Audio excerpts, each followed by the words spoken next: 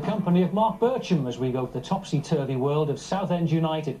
They've just followed up 3 defeats in a row with 3 wins in succession, and the turnaround could be down to the arrival of a veteran marksman. Dominic Johnson reports.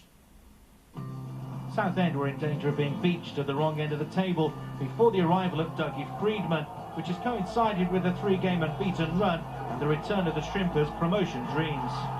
He scored 4 goals in 4 games, so obviously he's brought goals to the side.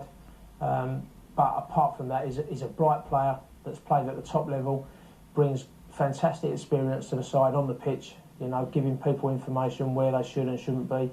You know, and so far he's been invaluable for us. Even though they lost on his debut, there were clear signs to him that the Shrimpers had been underachieving, and that's why he has lofty ambitions. We have a belief that they're going to get promoted first and foremost, and I do believe this team have got the belief. Have they got the quality? I think so. I think so. You know, maybe 1 or 2 players hitting a bit of form at the right time helps that as well. But I think the all-round belief of the club is, you know, if we play to our potential, then we can have a good chance of getting promotion this year. As Freedman's experience rubs off on the younger Southend players, it's allowed everyone at the club to learn from a run that saw them go 6 games without a victory. We've turned a corner, but we're only 8 games into the season, and 3 games ago we was in the bottom 3. So I think once you get to 15 games, the league starts levelling out, and 2 or 3 results don't quite make that much difference.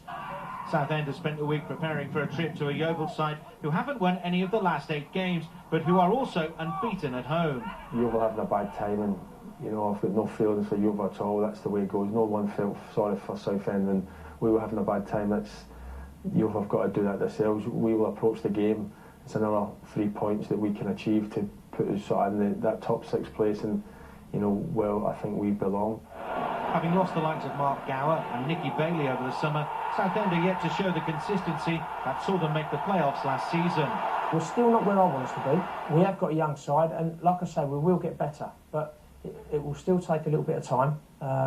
And being 8th at the moment is probably better than I thought it would be when we first started the season. Freedman turned down a coaching role at Crystal Palace this summer as he is determined to carry on scoring before a possible move into management. Football in general is getting faster pace and training's getting harder, so I've got to give that 100%. In a couple of years' time, there may be, if the opportunity arises, there may be so. But for the next couple of years, I'm going to really enjoy myself, score hopefully lots of goals and hopefully get promotion.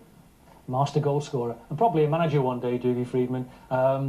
He loves that side of the game, doesn't he? And I think there's a story, isn't he? He lodged with your parents when he was at Queen's Park Rangers as a trainee? Yeah, he was in the same youth team as my cousin Steve, and when he was a trainee, he lodged with my mum and dad, so they can claim some of the credit then for his career? Exactly, yeah. All the roasting as she kept cooking. Yeah.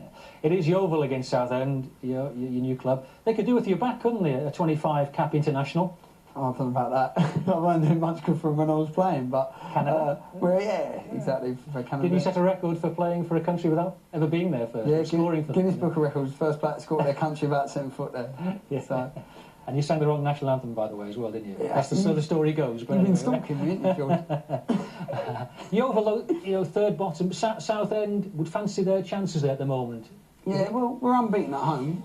So we haven't won at home, but we're unbeaten at home. And Dougie Freedman's had a little influence there at Southend since he's arrived. Well, Dougie's a quality player, and he will score goals. I think he's 35, Doug, but he's a young 35. He looks after himself, and if he plays, he will score, and we've got to watch that.